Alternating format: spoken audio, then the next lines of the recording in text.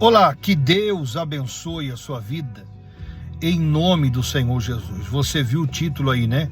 O caminho da queda. Eu gostaria de conversar com você acerca do que está escrito na palavra de Deus, aqui no livro de Tiago, no capítulo 1. Se você tiver a sua Bíblia, você pode acompanhar comigo o capítulo 1, a partir do versículo 13. Vale lembrar que esse capítulo 1 é um capítulo bem didático, onde tem muitas coisas para nos ensinar, muitos assuntos que nós podemos aprender através desse texto que há no capítulo 1. Mas eu quero ler com você o versículo 13, o 14 e o 15. Olha só, você vai entender o porquê do título, o caminho da queda. Preste atenção. Ninguém, ao ser tentado, diga: sou tentado por Deus, porque Deus não pode ser tentado pelo mal, e Ele mesmo a ninguém tenta.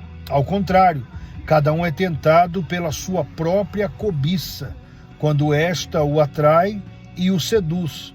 Então a cobiça, depois de haver concebido, dá à luz o pecado, e o pecado, uma vez consumado, gera a morte. Esse é o caminho da queda. Tiago diz: ninguém, ao ser tentado, diga: eu sou tentado por Deus, porque Deus não pode ser tentado pelo mal, e a ninguém ele tenta. Há uma diferença entre tentação e provação. Toda tentação, ela tem origem em Satanás. Satanás é o tentador. Satanás é aquele que tenta as pessoas, e nós vamos ver isso em toda a Escritura. Ele tentou o próprio Senhor Jesus. Então a tentação, ela tem origem no diabo. O diabo é tentador. Deus não tenta ninguém, Deus prova. É diferente de tentar. Deus não tenta, Deus não prova você com o pecado. Deus não incita você a fazer algo que é errado. Quem faz isso é o diabo. E o caminho da queda se dá pela nossa cobiça. Tiago diz aqui no versículo 14. Ao contrário, cada um é tentado pela sua própria cobiça, quando essa o atrai e o seduz. Ou seja, nós colocamos os nossos olhos aonde não devemos. Desejamos coisas que não podemos desejar. Queremos coisas que Deus é contra. Vamos em lugares que Deus é contra. Cedemos o nosso ouvido para ouvir coisas que Deus é contra. Falamos coisas que Deus é contra. Participamos de coisas que Deus é contra. E tudo isso tem consequência. A cobiça. A cobiça, ela gera o desejo, a vontade, o querer em nós. E aí Tiago diz que cada um é tentado pela sua própria cobiça. Ninguém cai antes de cobiçar, antes de desejar, antes de querer. É impossível alguém cair sem passar por esse processo da queda. Olha o que ele diz no versículo 15. Então a cobiça, depois de haver concebido, dá à luz o pecado. E o pecado, uma vez consumado, gera a morte. Esse é o papel da cobiça, do desejo. Ele gera a morte em última instância. Por quê? Porque depois de haver concebido, ou seja, nasceu o desejo, nasceu o querer, e o pecado, uma vez consumado, ele gera a morte. Por isso que o conselho da palavra de Deus para mim e para você é o seguinte: que nós devemos fugir da aparência do mal. Nós não podemos flertar com o mal, com aquilo que Deus é contra.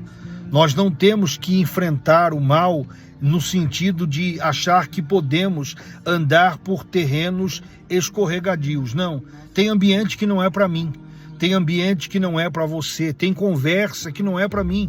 Tem conversa que não é para você. Hoje, por exemplo, com as redes sociais em todos os lugares, nós temos o acesso de tudo hoje no nosso celular, na palma da nossa mão. Ali você vai encontrar boas informações, bons estudos, mas ali também você vai encontrar destruição, se você quiser. Se você quiser se perder, basta tão somente um celular na mão com internet para que você venha se perder. Por isso, cuidado aonde você coloca os seus olhos. Cuidado aonde você cede os seus ouvidos para certo tipo de conversa que Deus é contra. Cuidado com aonde você coloca os seus pés.